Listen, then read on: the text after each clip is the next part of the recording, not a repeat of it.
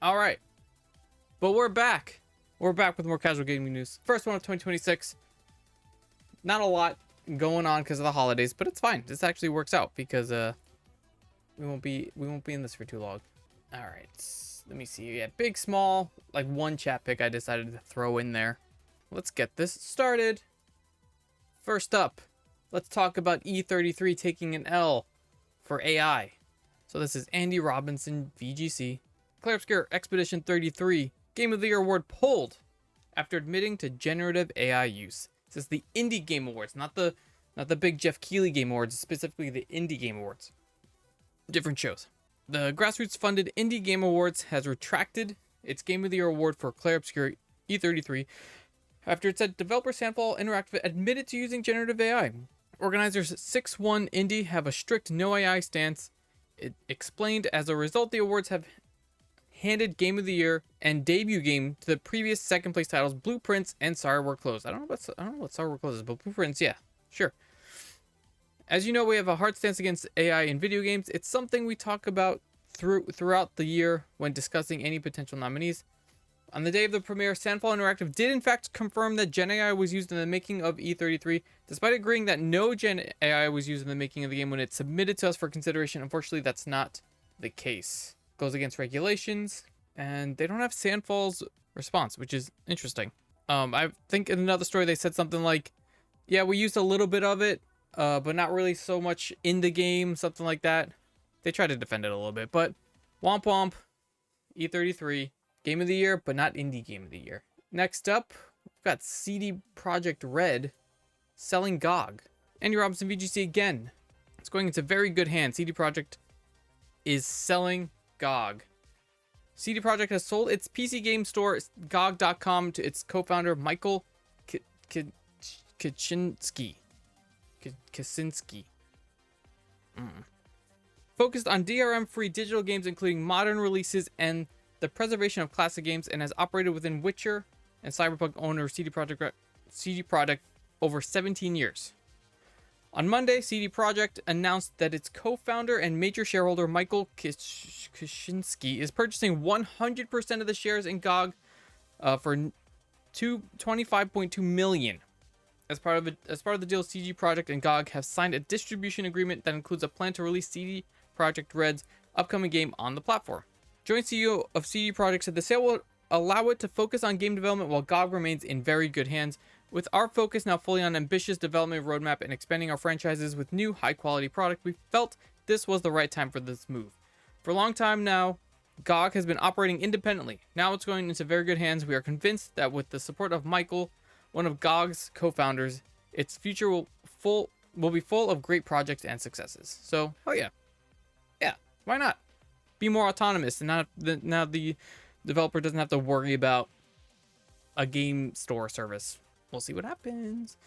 Next up, Sony's developing an AI that will play games for you. Jordan Midler, VGC. Sony AI patent will see PlayStation games play themselves when players are stuck. AI-generated Ghost Player assistance.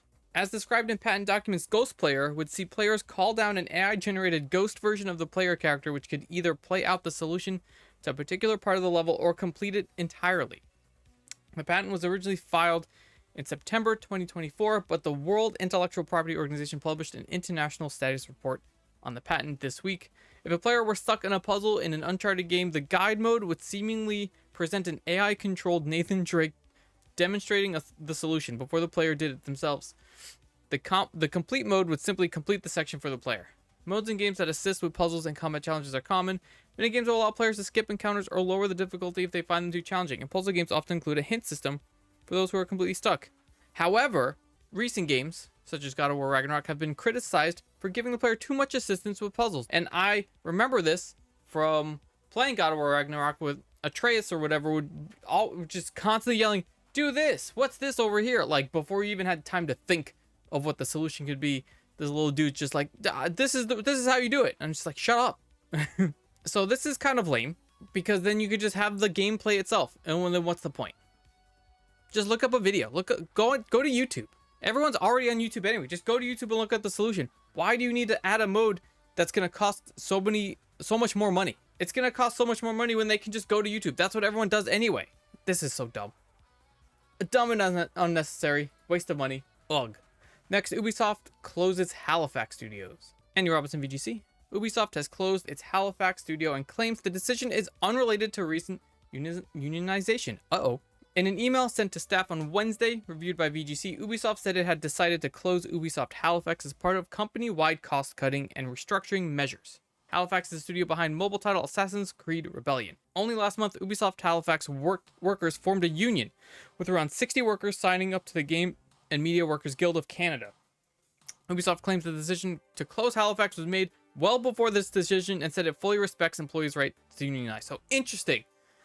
It's almost maybe the only reason they allowed the union to be formed was because they knew it was closing. Huh? CWA Canada has said it will pursue every legal recourse to defend union members impacted by Ubisoft Halifax's closure.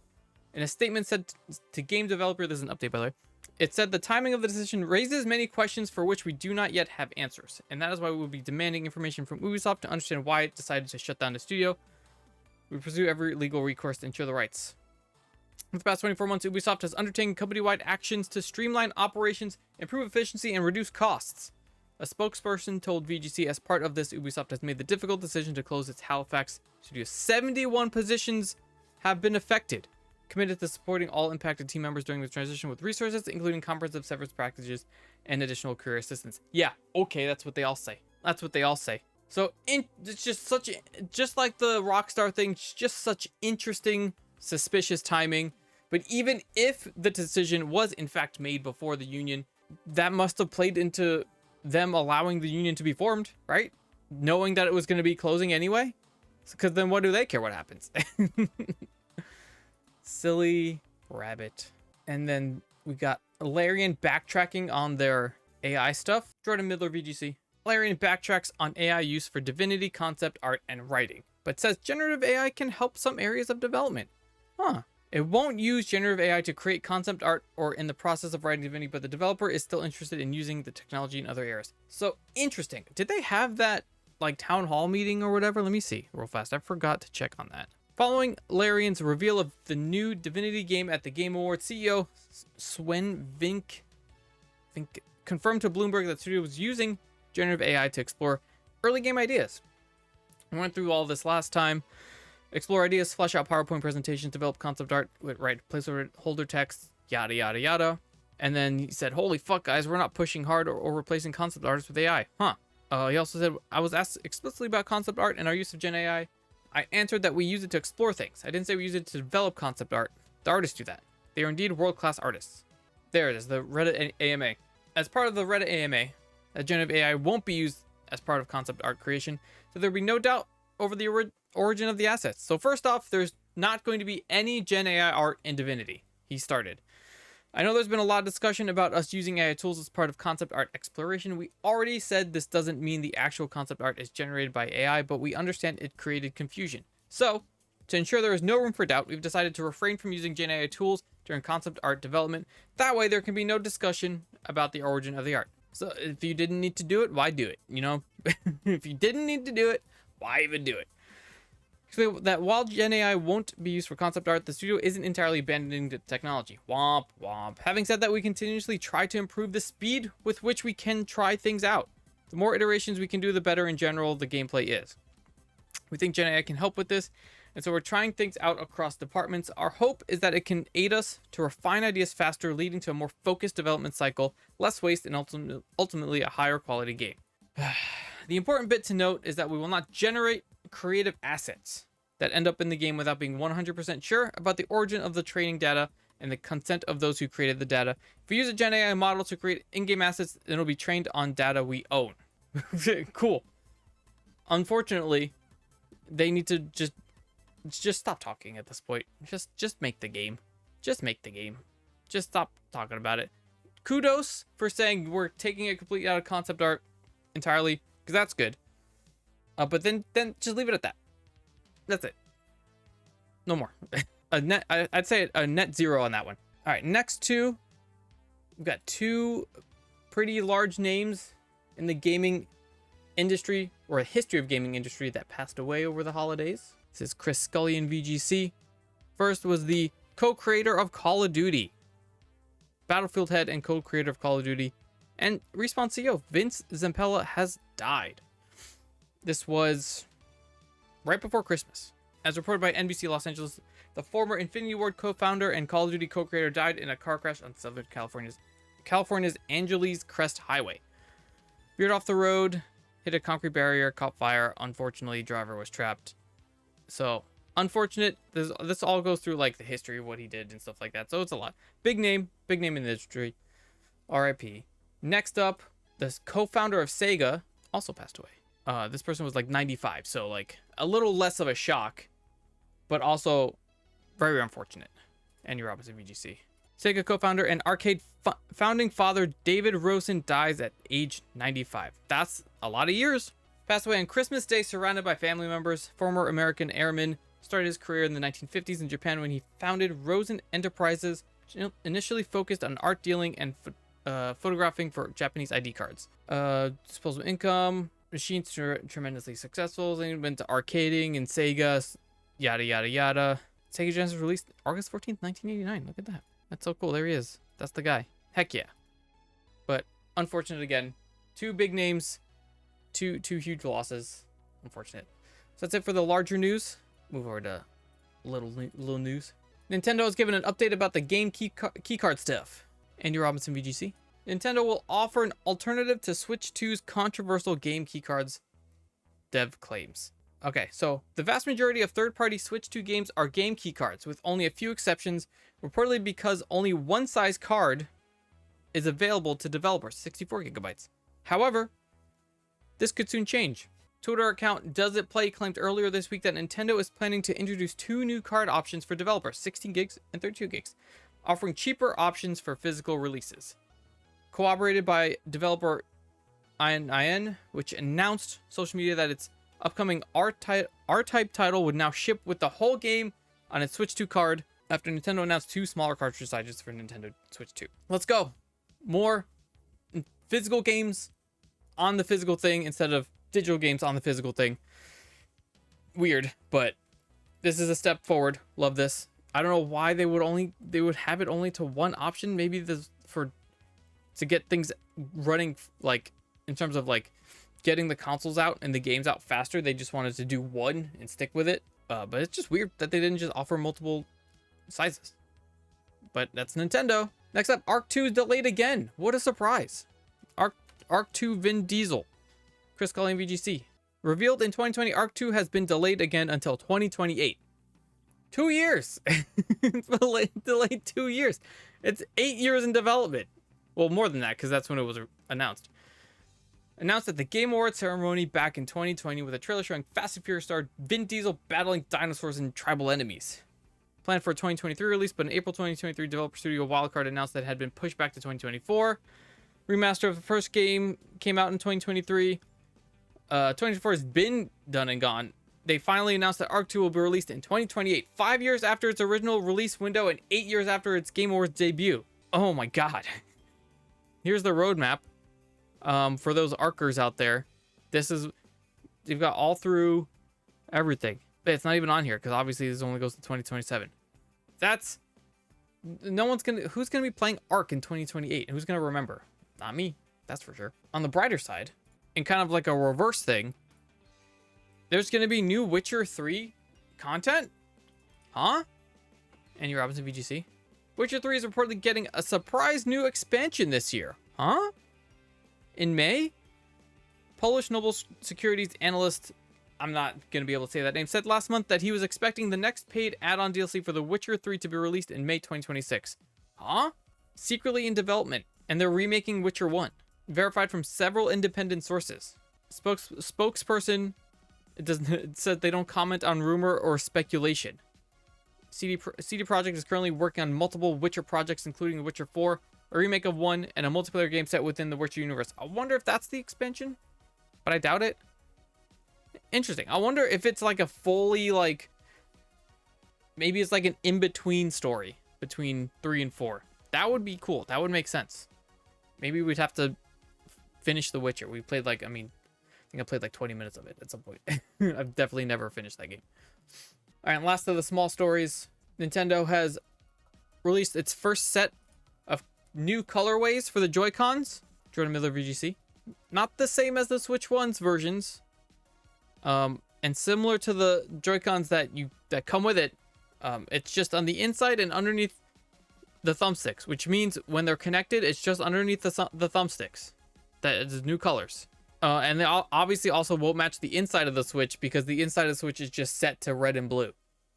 Released on February 12th, marked the first time Nintendo Switch 2 system has deviated from the default light blue and orange Joy-Con 2s and matching wrist straps. However, the default set of Joy-Con controllers are $100. So if these are more money for like a little brush of paint, it's worth noting that when replacing the original Joy-Con 2s with any color variants, the light blue and orange stripes in the inner left and right of the console respectively will remain. It's currently unknown if Nintendo will provide a method to replace these in order for them to match the new colors. It's insane that they did that. It's kind of like, thinking back on it, what an interesting, weird decision that was. But kind of a follow-up here. The aftermarket company D-Brand, which has been very popular with Switch 2 products specifically, and your Robinson VGC, decided they're just going to release their own set of Joy-Cons with the full Joy-Con color. Sick. As usual, we do what Nintendo don't. The peripheral firm fixes Switch 2's Joy-Cons. Announced on Thursday, criticized by social media. Outspoken peripheral firm D-Brand wasted no time in announcing a solution to the issue, announcing a pair of color-matched skins just hours after Nintendo's own announcement. Nintendo decided to release new Switch 2 Joy-Con colorways, but once again opted only to show hints of color beneath the thumbsticks. Gross. Naturally, we've painstakingly color-matched those purple and green accents and applied them to the entire surface of the Joy-Con. As per usual, D-Brand does what Nintendo don't. Color-matched purple and green skins are available to pre-order on D-Brand's site for $20. That seems like a better option, honestly. Just get some skins, and everything still matches on the inside, technically, because it's just a skin. That rules. Take that, Nintendo. Let's see if they say anything about that. And last up, we got our one chat pick that I've decided to throw in here because it's silly. Did we do everything over here? We did. Dark Souls, Sax Souls. No-hit Souls Trilogy run with saxophone. This was such a weird video. You can't even really hear any notes being played because they have jazz saxophone music in the background. So it'd be cool. I would have loved to hear more of what the person was saxing. Let's watch this little end bit here. So it got a little bit of health. Because I assume they just never use their Estus flask, so they leave the health there. They upgrade themselves, but they leave the health there, I guess, because if they get hit, they're dead. So it has to be a no hit run, right? And there's the dude. Doot Souls.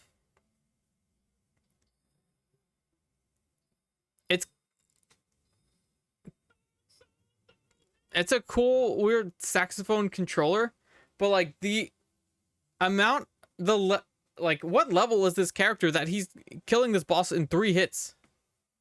He kills the boss in 3 hits. Dead.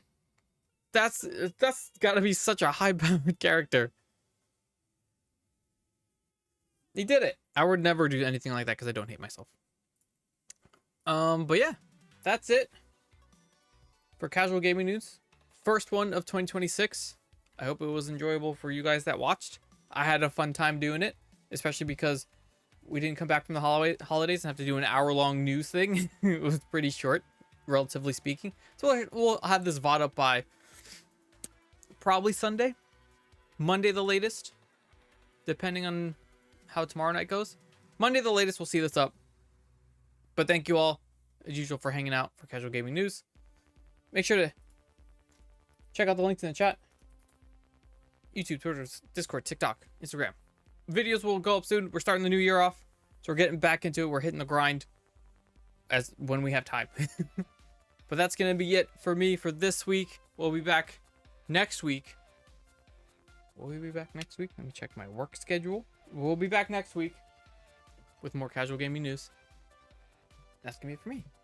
Make sure to hit the things under the videos, the likes and the comments. Make sure to definitely comment if you hate the video. I want to hear about it. That's going to be it for me.